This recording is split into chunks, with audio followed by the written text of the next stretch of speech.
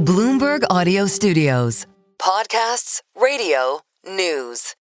You're listening to Bloomberg Businessweek with Carol Massar and Tim Stenovec on Bloomberg Radio. So some news back in December, the eVTOL maker Archer Aviation announced it had partnered with cities across the U.S. to submit multiple applications to launch initial air taxi operations. The FAA is set to review applications submitted during this initial phase of what's called the eIPP, the eVTOL Integration Pilot Program. I'm mentioning this because it's important for a conversation with Adam Goldstein. I appreciate that, right? There's a process to all of this, right? Yeah, Adam's the founder and CEO of Archer Aviation. It's the $5.6 billion market cap eVTOL company. He joins us from San Jose, California. You were last on with us in early November. A lot has happened since then, and I want to start with this eIPP. You've mentioned in the past plans in California, Texas, Florida, Georgia, and New York, but we don't know much beyond exclusivity in Huntington Beach, so one part of California. Have any more partnerships emerged at this point? Well, the eIPP program was put in place from an executive order from President Trump, which really was to ensure that America takes a leading position in this new advanced air mobility space. And so as an industry, we had to submit the different cities that we wanted to launch into.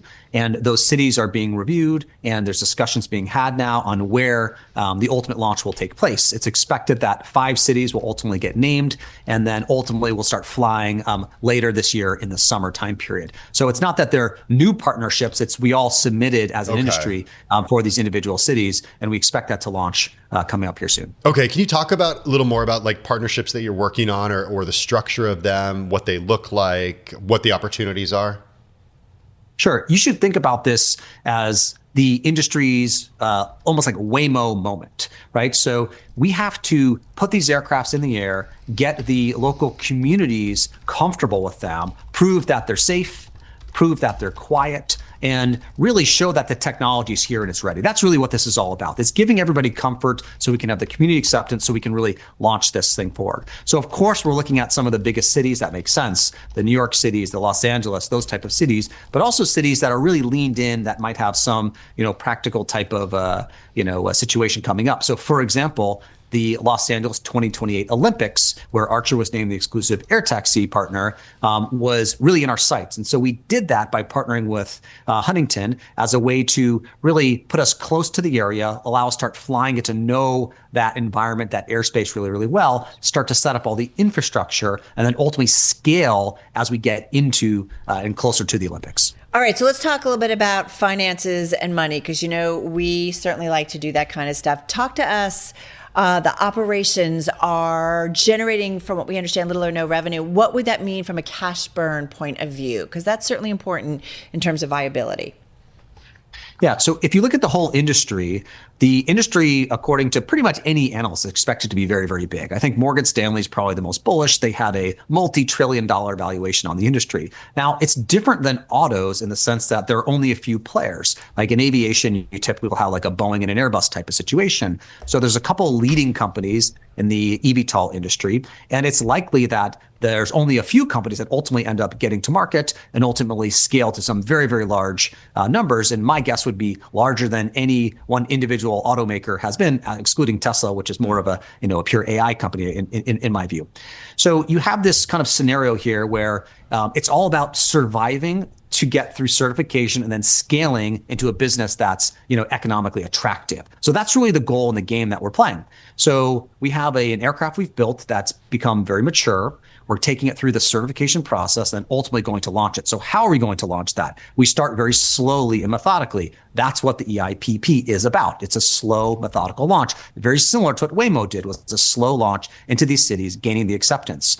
So it's really about proving those points today rather than generating revenue today. The revenue will come. There has been an overwhelming amount of inbound interest from countries all over the world that want these aircrafts there. And there's very few OEMs that actually can deliver against that. Right. So the focus really is about the certification side. No, I get it. And I'm looking though, and I get it why you guys have a free cash flow that's negative by a lot. But I guess I'm just trying to understand from a perspective though, as everybody's jockeying for position, what is your cash burn, and just is it manageable?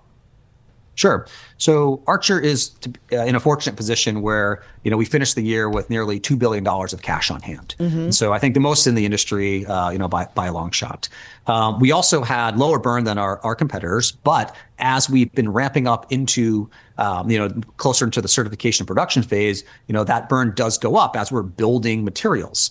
And so we are at a very comfortable position today, but it's not something that we're sitting back and getting, lazy about or getting too excited about. We are still driving every single day to make sure we can hit our timelines and actually get these aircrafts to market. So if I look at, the eIPP starting in 2026, and then I look at the Olympics in 2028, we'll get certified, hopefully, sometime in between that time period. And we have plenty of cash to last us, through that time period into the commercialization phase. And then ultimately, as the aircrafts are getting sold and deployed, we can start kind of reducing our cash burn and becoming, I think, a long-term viable business. What happens if you're not certified by the Olympics?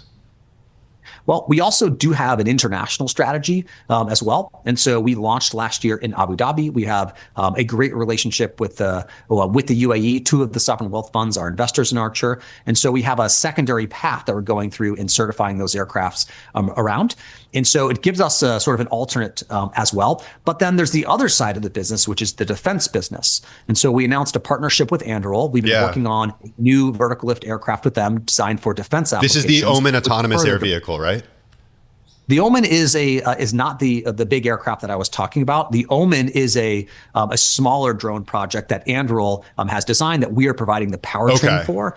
We are building a new full-scale vertical lift hybrid aircraft that's designed for defense applications that we do expect a program to get announced into the many billions of dollars, tens of billions of dollars type size. We're hopeful that can happen soon, but of course that's also not within our control. Hey Adam, you made a reference earlier in our conversation to sort of the Boeing and Airbus duopoly, and the way those companies of course work is they sell or they sell aircraft to the airlines. And then those airlines then operate the aircraft.